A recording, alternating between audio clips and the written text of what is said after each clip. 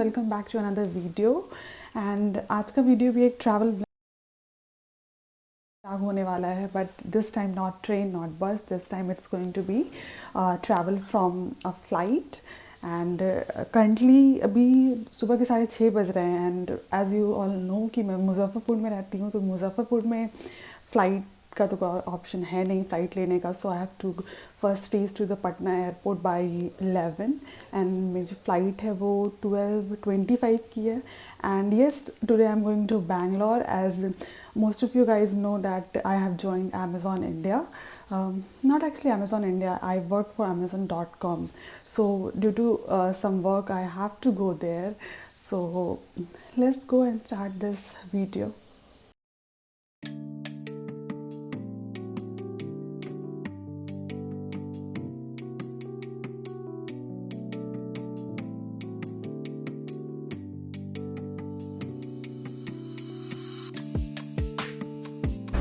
ये बस में बैठ के मुझे नहीं पता था कि फ़्लाइट की जर्नी भी इतनी ही बम्पी होने वाली है जितनी ये बस की है अभी।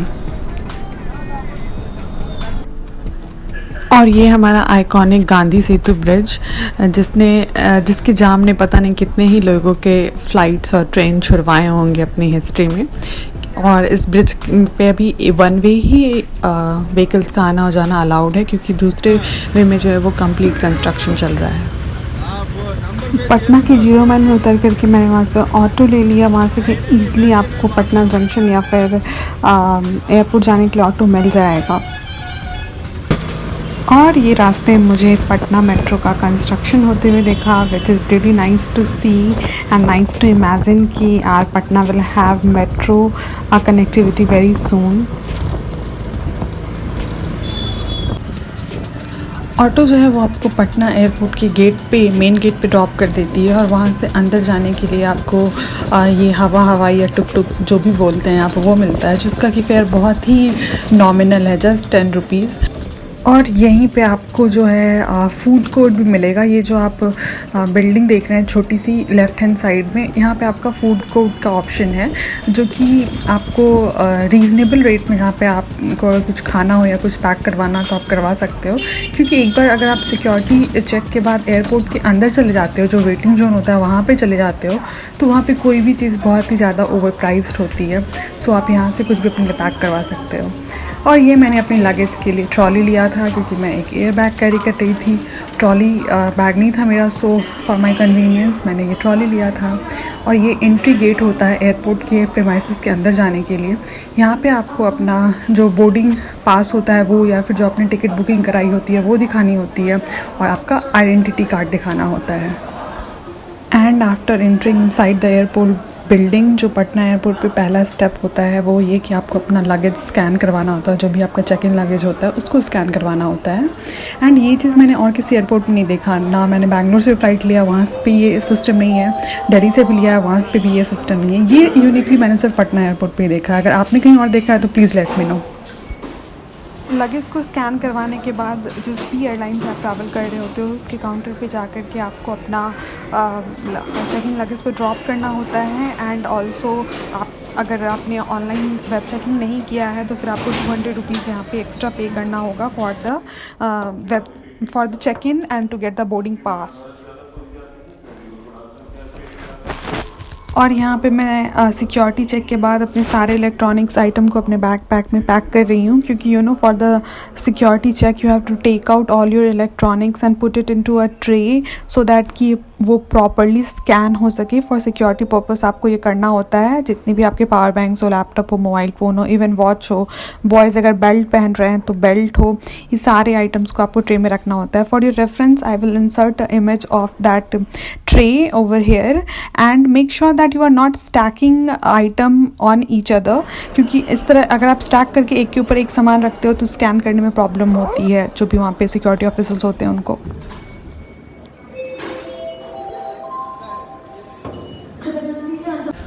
And after security checks since all the formalities were done, so I was completely relaxed and I sat down and had litti, हमारे बिहार का फेमस डिश, और जो कि ट्रैवल के लिए बहुत ही ज़्यादा कंपैटिबल होता है क्योंकि वो जल्दी ख़राब नहीं होता है. सो मैं अपने घर से लिट्टी लेकर के आई थी और फिर मैंने यहाँ पे काउंटर से एक कोक ख़रीदा which was super expensive. Like I had to pay 100 rupees for a coke can. So it was very expensive compared to outside. Okay guys, तो मैंने अपना सारा सिक्योरिटी चेक इन एंड जो भी सारी फॉर्मेलिटीज़ होती है वो सारा कर लिया. एंड अ फन फैक्ट, अगर मेरे जैसे बहुत सारे लोगों को ये कंफ्यूजन हो सकता है कि आप फ्लाइट में घी कैरी कर सकते हो नहीं. यात्रियों को दी जा रही है जो इंडिगो उड़ान संख्या 6805 से बेंगलुरु की ओर यात्रा कर रहे हैं.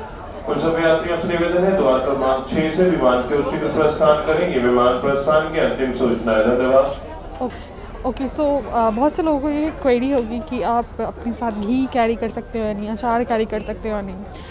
सो मैं बता दूं कि मैं अपने साथ आज घी कैरी कर रही हूँ and you can carry ghee with you in your check in luggage. आप उसको अपने हैंड लगेज जो ऐसा साथ का लगेज होता है उसमें कैरी नहीं कर सकते हो, बट आपका जो चेक इन लगेज होगा आप उसमें घी को कैरी कर सकते हो.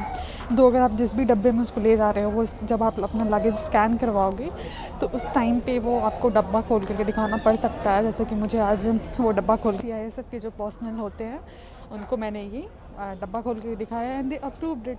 सो येस, घी, अचार एंड जो भी खाने पीने की चीज़ें होती हैं वो एटलीस्ट डोमेस्टिक फ़्लाइट्स में तो अलाउड है. आई डोंट नो मैं कितना मेरा आवाज़ कितना रिकॉर्ड हो पा रहा है क्योंकि it's crowded and I can not take off my mask. और क्राउडेड है तो काफ़ी ज़्यादा शोर भी हो रहा है, बच्चे खेल रहे हैं यहाँ पे. सिंस लगेज वगेज की बात हो रही है तो बहुत सारे लोगों को ये पता होगा भी, या फिर जो फर्स्ट टाइमर होंगे उनके लिए ये काफ़ी इंफॉर्मेटिव हो सकता है कि आप जो आपका जो भी इलेक्ट्रॉनिक सामान होता है, जैसे कि लैपटॉप हो गया, मोबाइल तो ऑब्वियसली इंसान अपने साथ ही रखता है, बट लैपटॉप हो गया या फिर पावर बैंक है, ये सारा आप अपने चेक इन लगेज में नहीं रख सकते हो. ये सारा आपको जो आपके साथ का लगेज होता है, जो केबिन लगेज जैसे हम बोलते हैं, आपको उसमें. Boarding is about to start और मेरे पीछे जो आप भीड़ देख रहे हैं वो सारे, सॉरी देयर इज़ नो भीड़, यू कैन सी, बट सारे लोग अपना जो गेट नंबर दिया होता है उसके पास आकर के खड़े हो चुके हैं. और हमारा बोर्डिंग स्टार्ट हो चुका है. हमारी बस आ गई है जो कि हमें हमारे एयरक्राफ्ट तक लेकर के जाएगी. एंड पटना एयरपोर्ट काफ़ी छोटा है, सो ये जो बस राइड होता है वो हार्डली 2 to 5 मिनट्स का होता है.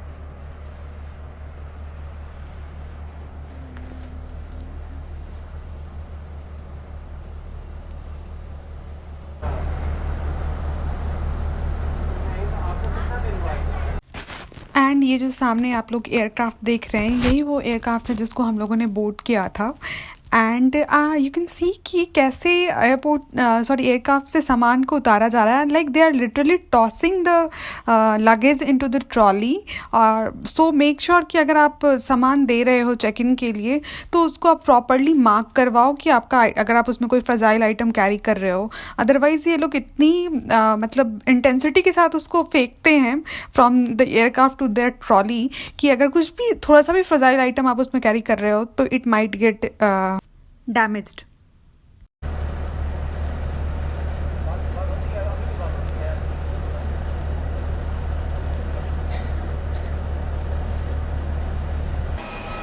Finally boarding the aircraft. और ये जो एयरक्राफ्ट का इंजन होता है उसका आवाज़ बहुत ही ज़्यादा अनोइंग होता है, बहुत ही ज़्यादा लाउड होता है.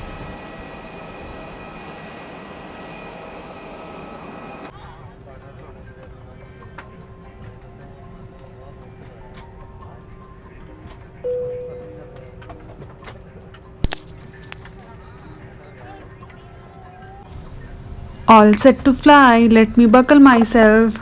एंड यू नो वॉट, मैं ये सीट बेल्ट को लगाना हर बार भूल जाती हूँ, हर बार, every time. And right now I am showing you guys, but मैं खुद जितनी भी बार मैं ट्रैवल करूँ मुझे कन्फ्यूज़न होता है कि ये जो इंसर्ट करने वाला पार्ट है वो किस तरफ से इंसर्ट होगा.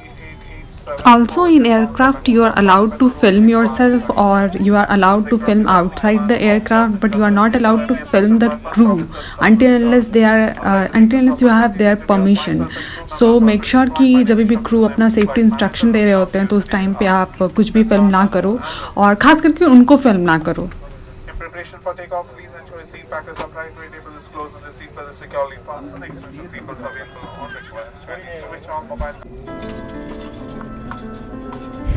And whenever I am flying, I make sure कि I book the window seat, क्योंकि middle seat पे बैठना दो strangers के बीच में is quite uncomfortable, and you have to pay 200 for the aisle seat also and 200 for the window seat also. So why not to go for window seat? So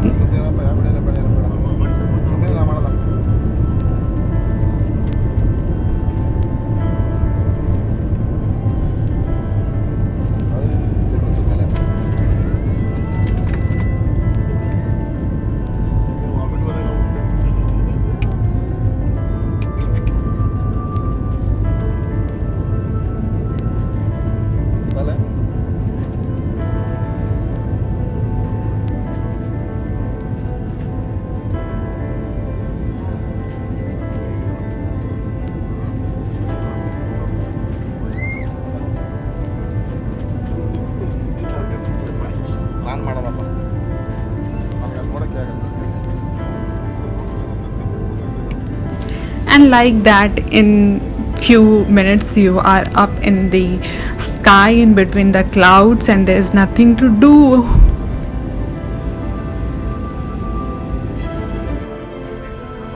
Whenever I travel, no matter by plane or by train, I always carry a power bank with me, क्योंकि flight में तो specially आपके पास charge करने का कोई option नहीं होता. So you must have the power bank if you're traveling from flight. And I will read this book to pass my time on the flight, since so long I have been trying to finish this book. And yes, you can ask for water from crew in the flight, but you can see like this is 100 or 150 ml का bottle. इतने कम पानी में क्या होगा यार, ऊपर से 3 घंटे की जर्नी है. सो आई विल सजेस्ट यू कि आप अपने साथ वाटर बॉटल कैरी करो. In domestic flights allowed. अगर आप नहीं करोगे तो फिर आप डिहाइड्रेटेड रहोगे मेरी तरह, जैसे मैं हमेशा रहती हूँ फ्लाइट पे. The hardest part of flight journey is कि जब फ्लाइट एक बार आपका टेक ऑफ कर जाता है, जब आप ऊपर आसमान में होते हो तब क्या करें.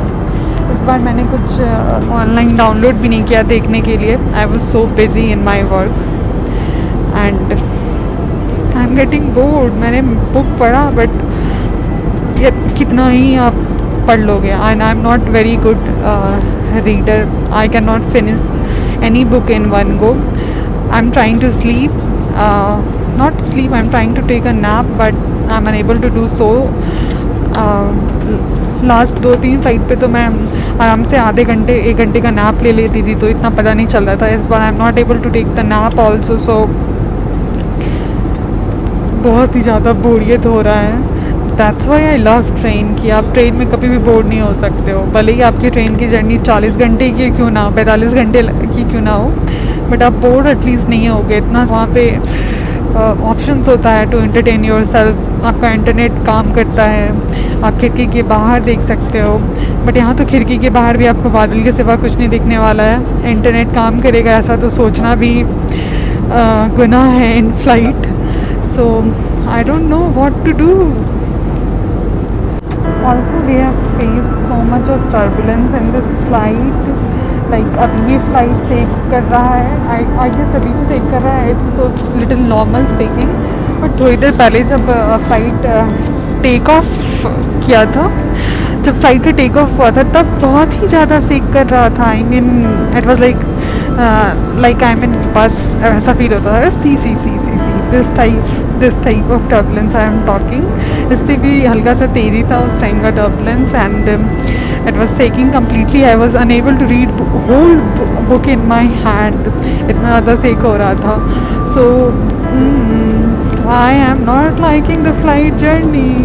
But मजबूरी होती है, क्योंकि ट्रेन से इतना टाइम लग जाता बैंगलोर पहुंचने में कि आपको फ्लाइट का सहारा लेना पड़ता है. And you can see that a seat belt sign is still on, and this was on for almost the entire journey. There was so much turbulence.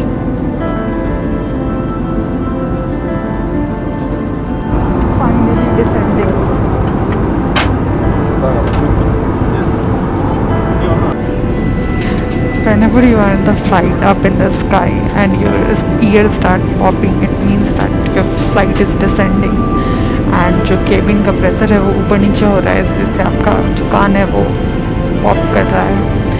And this is my reminder even before the captain announces that we are preparing for descending. मुझे पता चल जाता है, it's my reminder कि हाँ भैया आप land करने वाले हैं.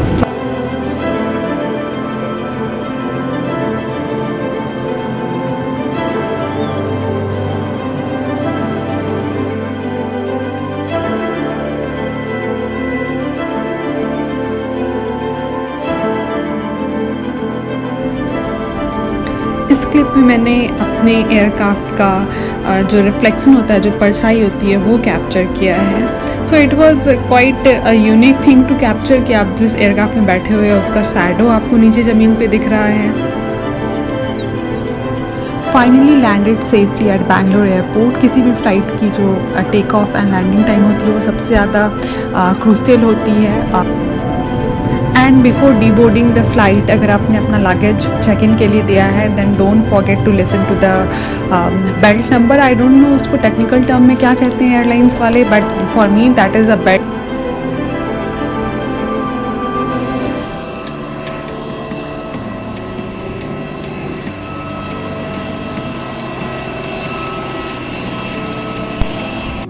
So I have reached Bangalore finally. Now going to collect the luggage.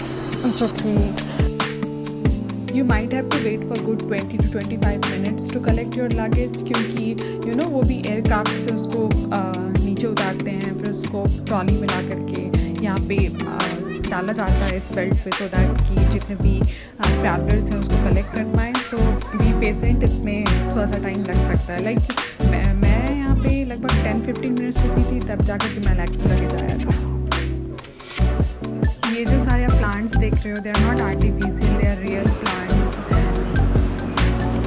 Finally I have exited the airport building. And जो बैंगलोर एयरपोर्ट है वो बैंगलोर जो मेन सिटी है उससे काफ़ी दूर है, लाइक 25-30 किलोमीटर्स. तो यहाँ से आप कैब कर सकते हो to go to your destination in the city. और यहाँ पे काफ़ी ज़्यादा बसेस भी मिलते हैं जो कि कर्नाटका सरकार द्वारा चलाई जाती हैं, तो आप उसको भी अवेल कर सकते हो, वो फैसिलिटी भी. That will be more economical then cab. Like हमारे पटना में क्या है कि जो एयरपोर्ट है वो मेन सिटी के बीच में है, सो इतना ज़्यादा फेयर नहीं पे करना पड़ता है पटना के किसी भी पार्ट से. बट बैंगलोर का जो एयरपोर्ट है वो सिटी से काफ़ी आउटर पे है, तो अगर आप कैब बुक करते हो तो ऑलमोस्ट 1000 to 1200 रुपीज़ आपको मेन सिटी तक आने के लिए पे करना पड़ेगा. एंड जो मेजर मोड ऑफ ट्रांसपोर्ट है वो कैब ही है from airport to the main city. That's it for this video, guys. I will see you in another video. I hope that you have enjoyed watching this video. Bye and take care of yourself.